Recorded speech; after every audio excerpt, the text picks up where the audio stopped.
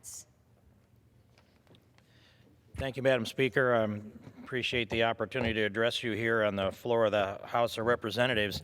And I rise today to honor the life of Frank LaMere.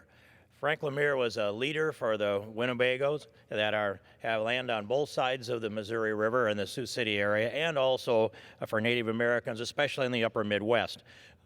Over the years, our lives interacted multiple times, and I had opportunity to work with him and see the gentleness of his nature. I will say that he mellowed out in his later years, but he never let up. He never took his foot off the throttle. He just found a smoother way to get to the goals that his goals were to help out his Native American people.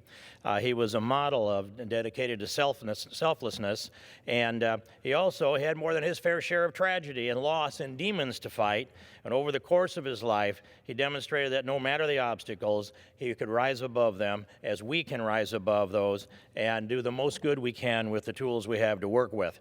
He overcame addiction himself, and he had dedicated his life to being a voice for the voiceless, including securing housing and food and other necessities for the people that he did such a good job of representing in the area. But yet, tragedy still exists in our communities, and Frank LaMere saw the need to address those situations, and we collaborated on a couple of important things together.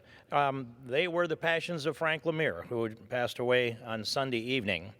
And that was the imagination, and the dream that he had was to build Hope Street, which would be a treatment center and housing center primarily for Native Americans who are drug addicted or alcohol addicted. And that project, by the way, has the language that allows it to qualify in this appropriations bill that we have before us this week.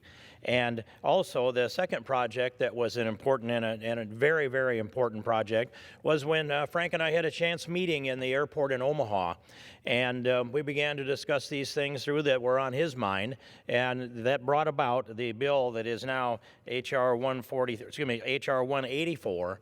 That is the Winnebago Land Transfer Act. In 1865, the United States government and the Winnebago tribe signed a treaty that granted that land on both sides of the Missouri River to the Winnebago tribe. As the river changed and situations changed, we ended up, actually I shouldn't say both sides of the river, it was Nebraska side of the river, but when the river changed, that meant though that a lot of that land actually ended up in Iowa. The Corps of Engineers came in 100 years later, 105 years later, and condemned that property for their own project.